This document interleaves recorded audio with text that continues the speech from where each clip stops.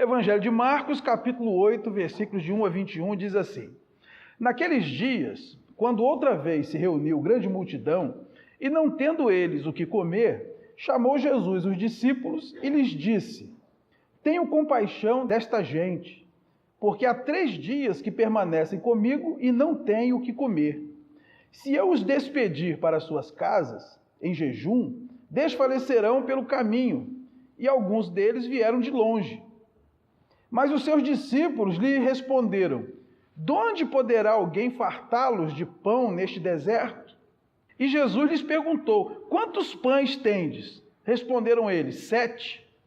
Ordenou ao povo que se assentasse no chão, e tomando os 7 pães, partiu-os, após ter dado graças, e os deu a seus discípulos, para que estes os distribuíssem, repartindo entre o povo.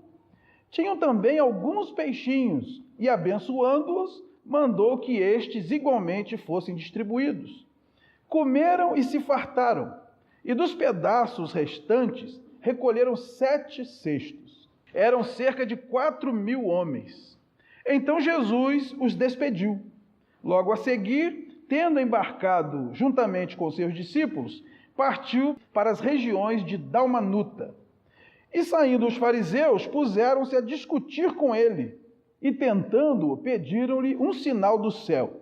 Jesus, porém, arrancou do íntimo do seu espírito um gemido e disse: Por que pede esta geração um sinal? Em verdade vos digo que a esta geração não se lhe dará sinal algum. E deixando-os, tornou a embarcar e foi para o outro lado. Ora, aconteceu que eles se esqueceram de levar pães, e no barco não tinham consigo senão um só. Preveniu-os Jesus, dizendo: Vede, guardai-vos do fermento dos fariseus e do fermento de Herodes. E eles discorriam entre si: É que não temos pão. Jesus, percebendo-o, lhes perguntou: Por que discorreis sobre o não terdes pão? Ainda não considerastes, nem compreendestes? Tendes o coração endurecido? Tendo olhos, não vedes? E tendo ouvido, não ouvis? Não vos lembrais de quando parti os 5 pães para os 5.000, quantos cestos cheios de pedaços recolhestes? Responderam eles: 12. E de quando parti os 7 pães para os 4.000, quantos cestos cheios de pedaços recolhestes? Responderam: 7. Ao que lhes disse Jesus: Não compreendeis ainda? Quero convidar os irmãos a fecharem seus olhos, curvarem sua cabeça. Vamos orar? Senhor, nós estamos diante da Tua palavra e pedimos que diante dela se cale toda a voz do homem, que somente o som da Tua voz possa ecoar em nossos corações nessa noite. Nós abrimos nosso coração para receber tudo que o Senhor quiser nos falar. Não fale o que nós queremos, Deus, fale o que nós precisamos. Não permita que nada e ninguém venha perturbar esse momento. Repreenda toda manifestação, seja carnal, seja espiritual. Nós declaramos que a Tua palavra é a verdade. Nós precisamos dela. Ela é a nossa única regra de fé e prática. Por isso, meu Deus, enche agora a nossa vida com a Tua palavra. E que o Teu povo saia daqui nessa noite alimentado, fortalecido, edificado, para honrar o Teu nome com suas vidas no dia a dia, nesse mundo que nós vivemos. É o que nós te pedimos em nome de Cristo. Amém. Por que tomamos os mesmos sustos quando a vida nos faz as mesmas caretas? É sobre isso que eu gostaria de compartilhar com a igreja nessa noite. Não é normal você tomar os mesmos sustos com as mesmas caretas. Mas por que isso acontece conosco? Quando a vida nos traz os mesmos problemas, nós ficamos igualmente desesperados, abatidos, prostrados, sendo que nós já passamos por aquilo, já enfrentamos aquilo e vencemos aquilo. Nesse texto que nós lemos, após a segunda multiplicação dos pães, que foi ali às margens do mar da Galileia, Jesus entra no barco com seus discípulos e ele segue rumo ao oeste na direção de uma cidade chamada Dalmanuta. Era uma cidade vizinha a Magdala. Magdala, vocês lembram, é a cidade de Maria Magdalena. E logo após a multiplicação dos pães, os fariseus discorreram com Jesus e seus discípulos acerca de algumas coisas. E quando Jesus entra no barquinho com seus discípulos, que é só para atravessar o mar da Galileia, que na verdade é um lago, uma viagem de poucos minutos, de um lado ao outro, Jesus diz para eles assim: olha, vocês tomem cuidado com o fermento dos fariseus e com o fermento de Herodes. Então, como o evento imediatamente anterior fora a multiplicação de pães, os discípulos ligaram, ele está falando de pão. Jesus está julgando uma indireta para nós, porque nós não trouxemos pão. Irmãos, é uma das poucas vezes na Bíblia que nós vemos Jesus perdendo a linha com seus discípulos. Ele exorta duramente os seus seguidores por esta falta de compreensão em relação aos seus ensinamentos. A falta de compreensão em relação ao que ele pode fazer diante da impossibilidade humana. E eles, apesar de já terem visto o que Jesus podia fazer em relação à falta de pães, eles tiveram a mesma reação negativa. E ele diz aqui no último versículo que nós lemos, o verso 21, não compreendeis ainda. Eles já estavam andando com Jesus há um bom tempo. A vida fez para eles a mesma careta que já tinha feito 2 vezes. E eles tomaram o mesmo susto. E Jesus estranha essa falta de compreensão. Por quê?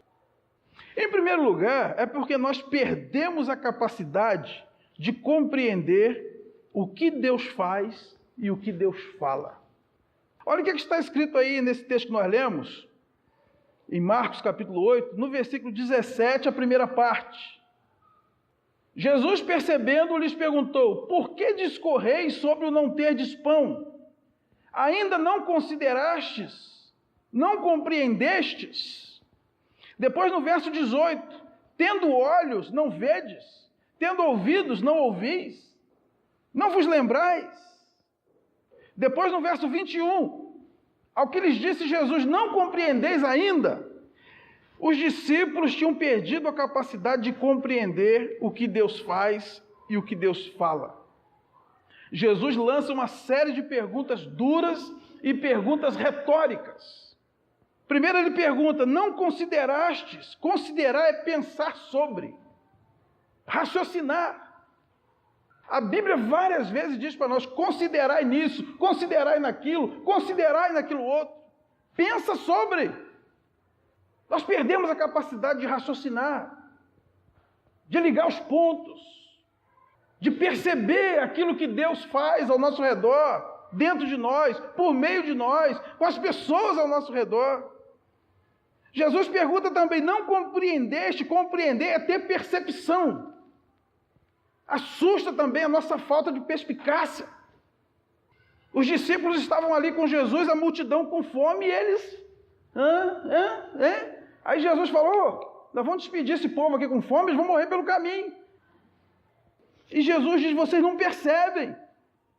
Tendo olhos, não vedes. Ver aí no grego é perceber pelo uso dos olhos. É diferente de enxergar. Enxergar, irmãos, qualquer bicho que tem olho enxerga. Mas ver é a capacidade de perceber pelos olhos. Porque para ver você tem que processar a informação que o olho manda para o cérebro.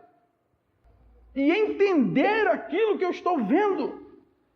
Porque senão os meus próprios olhos vão me pregar peça. Ele diz: tendo ouvido, não ouvis? A mesma coisa, ouvir é diferente de escutar. Escutar, todo bicho que tem ouvido escuta. Ouvir é diferente, é você processar aquilo que entra pelo seu ouvido. Olha a quantidade de vezes que Jesus fala: quem tem ouvidos para ouvir, ouça. Mateus 11:15, Mateus 13:9, Marcos 4:9, Marcos 4:23, Marcos 7:16, Lucas 8:8. Jesus vai dizer: quem tem ouvidos para ouvir, ouça. Não parece um pleonasmo? Para que mais serviria o ouvido, a não ser para ouvir? Só que às vezes nós escutamos o som das palavras, mas entra por um ouvido e sai pelo outro. Nós não percebemos, e Deus diz que nós temos que ouvir a palavra do Senhor. Não é simplesmente receber informação pelo canal auditivo. Ouvir é receber informação, processar e compreender. Os discípulos estavam perdendo essa capacidade, as coisas estavam acontecendo ao lado deles e eles estavam no ar, vendidos. A verdade, irmãos, é que nós enxergamos, mas não vemos. Escutamos, mas não ouvimos. Entendemos, mas não compreendemos. Entender é assimilar a informação. Compreender é a capacidade de você colocar em prática aquilo que você aprendeu. Por que isso acontece conosco, irmãos? Somos desatentos, somos distraídos, desleixados, negligentes, indiferentes, preguiçosos com relação às coisas que Deus está fazendo e falando. Nós ouvimos pregações 1, 2, 3 vezes por semana. Nós vemos as coisas acontecendo 1, 2, 3, 4 vezes por dia, mas simplesmente nós não assimilamos aquilo. E então, quando a vida repete aquela prova para nós sofremos do mesmo jeito, porque nós não tivemos a capacidade de assimilar tudo aquilo que Deus tem feito e tem falado. Em segundo lugar, por que nós tomamos os mesmos sustos toda vez que a vida nos faz as mesmas caretas? Porque nós perdemos a sensibilidade quanto ao que Deus pode e quer fazer. Olha o que diz nesse texto de Marcos 8, 17, a segunda parte, no finalzinho. Tendes o coração endurecido? Essa foi uma das perguntas que Jesus fez aos seus discípulos. No grego aqui é porô, que significa recobrir com um calo.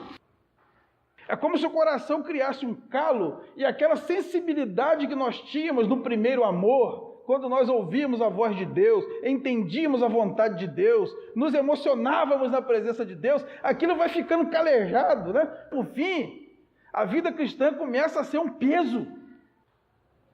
A gente se torna aquela laranja amarela que você olha no pé e parece que está madura. Quando você apanha, não tem nada, está seca.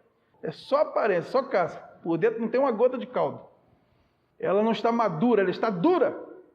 Jesus diz, vocês estão perdendo a sensibilidade do que eu faço, do que eu falo.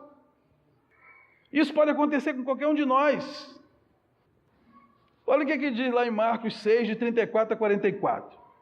Ao desembarcar, viu Jesus uma grande multidão e compadeceu-se deles, porque eram como ovelhas que não têm pastor. E passou a ensinar-lhes muitas coisas. Em declinando a tarde, vieram os discípulos a Jesus e lhe disseram, é deserto este lugar, e já avançada a hora. Despede-os para que, passando pelos campos ao redor e pelas aldeias, compre para si o que comer. Porém, ele lhes respondeu, dai-lhes vós mesmos de comer. Disseram-lhe, iremos comprar 200 denários de pão para lhes dar de comer? E ele lhes disse, quantos pães tendes? Ide ver. E sabendo eles, responderam, 5 pães e 2 peixes. Então Jesus lhes ordenou que todos se assentassem em grupos sobre a relva verde. E o fizeram repartindo-se em grupos de 100 em 100 e de 50 em 50. Tomando ele os 5 pães e os 2 peixes, erguendo os olhos aos céus, abençoou.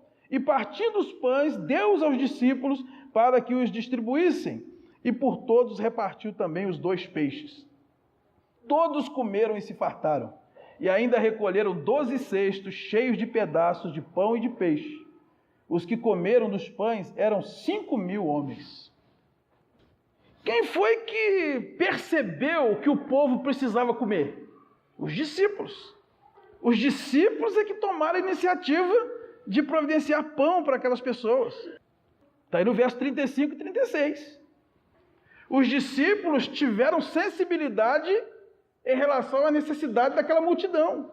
E Jesus disse, opa, já que vocês estão preocupados, vocês mesmos vão dar de comer. Mas como? Precisaria aí dos 200 denários, né? Era muita grana de pão. E Jesus disse, não, bota o pessoal para sentar aí de 100 em 100, de 50 em 50. E ele orou, e ali o pão foi multiplicado. E comeram 5.000 homens, e ainda sobraram 12 cestos. Na segunda multiplicação, os discípulos já não tiveram essa sensibilidade. Jesus é que teve que enxergar a necessidade. Capítulo 8, versículo 3. Se eu os despedir para suas casas, em jejum, desfalecerão pelo caminho, e alguns deles vieram de longe. E os discípulos, mas aonde que nós vamos arrumar pão para tanta gente? Ora, tinha 5 minutos que Jesus tinha multiplicado 5 pães e 2 peixinhos para 5.000. Agora tinha 7 pães e alguns peixinhos para 4.000. Tinha mais pão e menos gente. O Deus que fez o mais não pode fazer o menos? Vocês percebam que a sensibilidade deles caiu da primeira multiplicação para a segunda.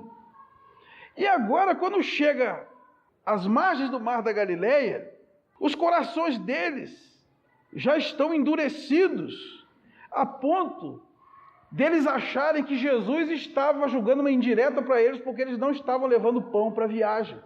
A pergunta é, irmãos, aquele que multiplica 5 pães e 2 peixinhos para 5.000, e ainda sobra 12 cestos. Aquele que multiplica 7 pães e alguns peixinhos para 4.000 e ainda sobram 7 cestos, vai deixar 13 pessoas morrer de fome numa viagem de 10 minutos daqui do outro lado do lago? Quem pode o mais, pode o menos.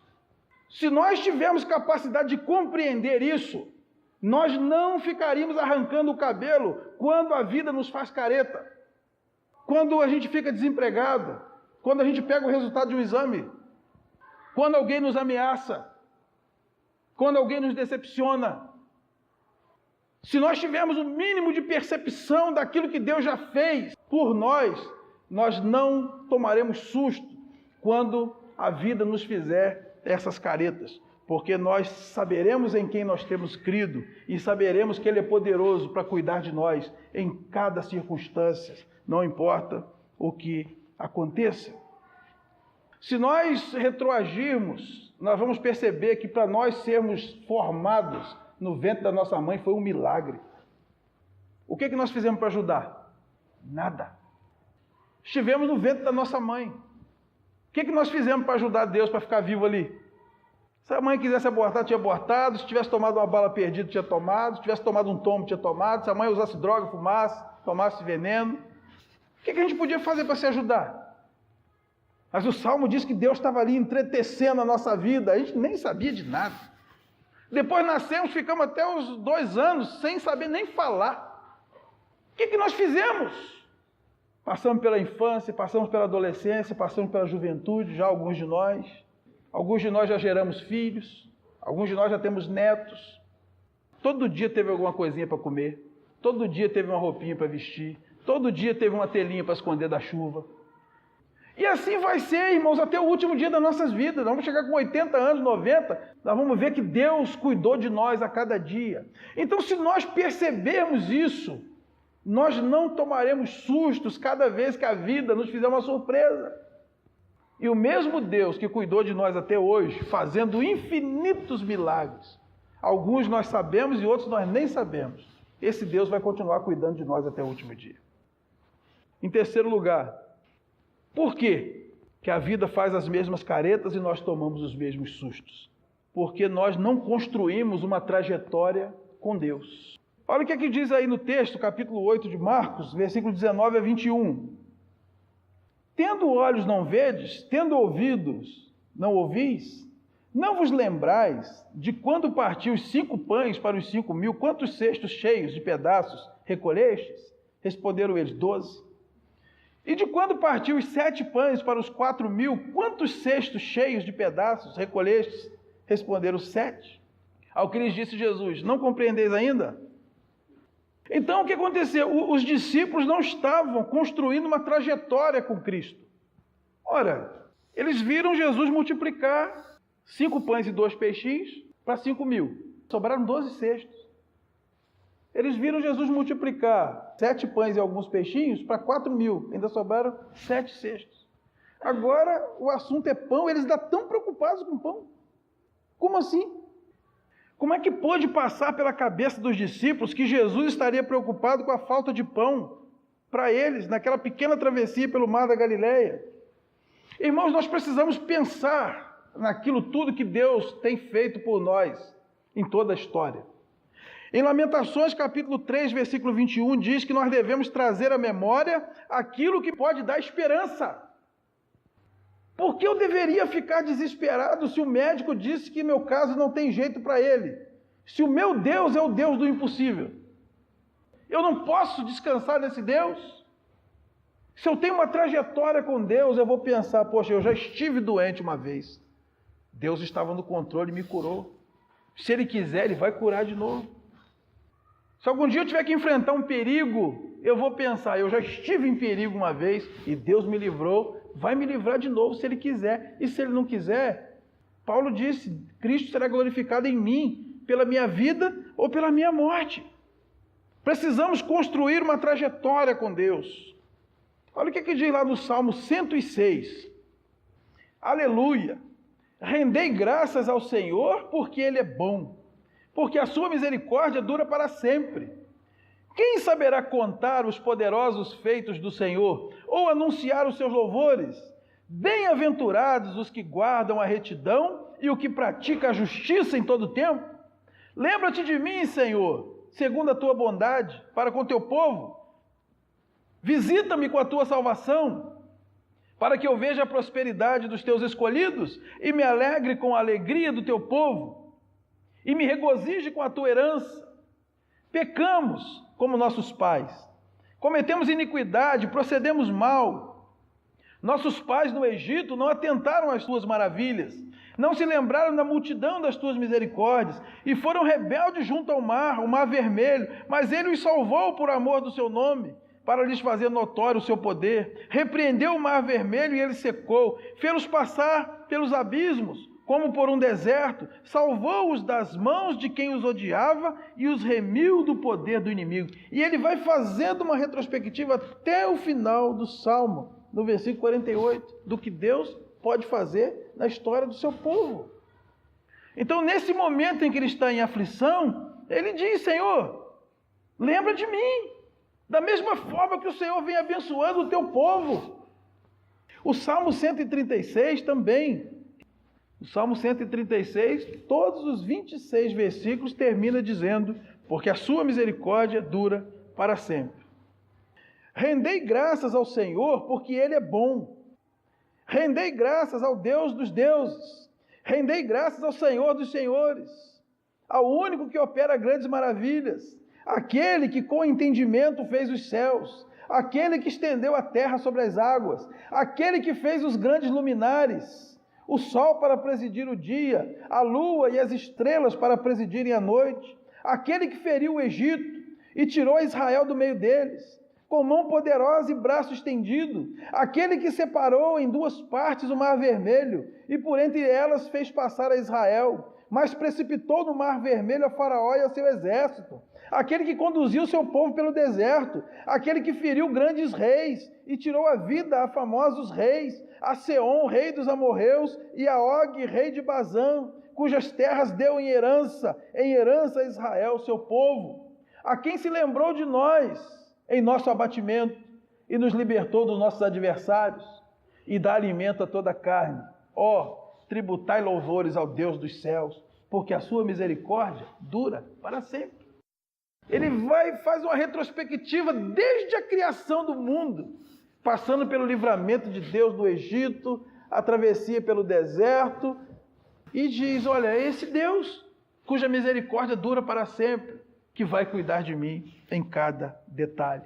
Irmãos, se eu construir uma trajetória com Deus, eu não vou me assustar com as caretas que a vida me faz.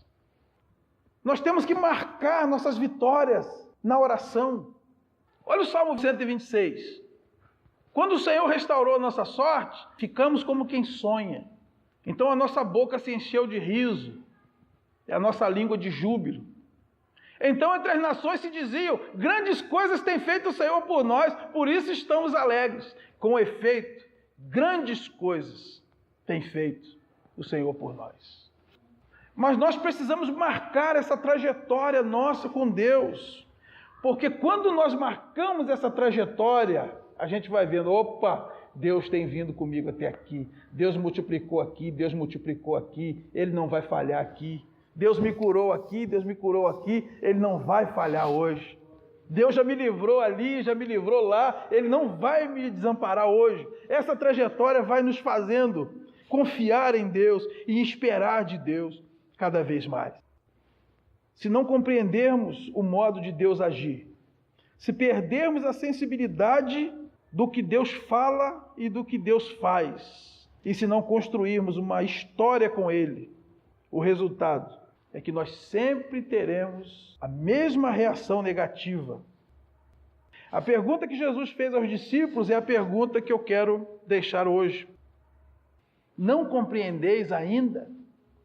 Porque enquanto nós agirmos assim, nós tomaremos os mesmos sustos toda vez que a vida fizer para nós as mesmas caretas. Feche seus olhos.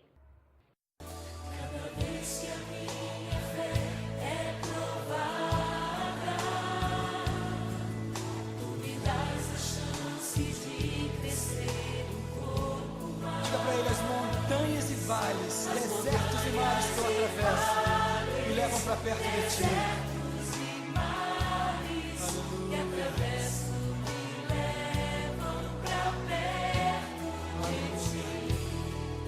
Minhas provações não são maiores do que o meu Deus. É verdade, as minhas provações não vão me impedir de caminhar. E se diante de mim não se abrir o mar,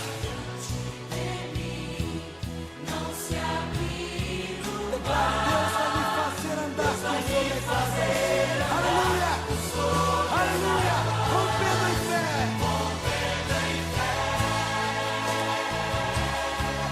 Minha vida se revestirá do teu poder. Rompendo em fé. Diga com ousadia: eu vou mover no sobrenatural. Oh, eu vou lutar e vencer. Ó Senhor, eu vou plantar e colher. E a cada dia eu vou viver rompendo em fé. Aleluia. Aleluia, Pai. Cada vez que a minha fé é provada, me dá essa chance de crescer um pouco mais. Me dá essa chance de crescer um pouco mais. Montanhas e vales, desertos e mares que atravesso me levam para perto de ti. Minhas provações não são maiores do que o meu Deus e não vão me impedir de caminhar. Declara ao Senhor: se diante de mim não se abrir o mar,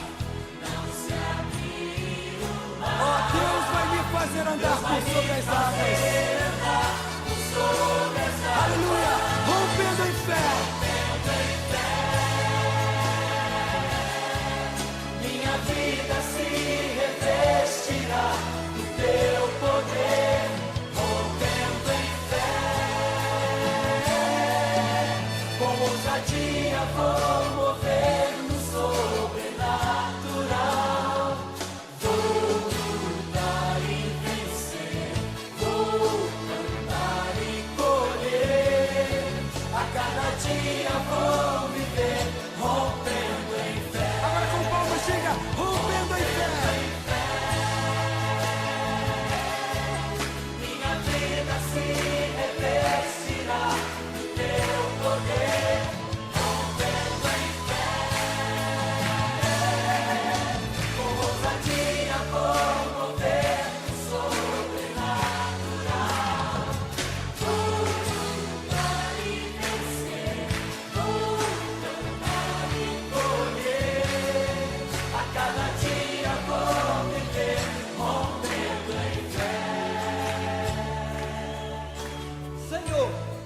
Esse é o teu tempo. Tempo do Senhor levantar uma nova geração. Geração que está vencendo os seus limites. E para a glória do teu nome, rompendo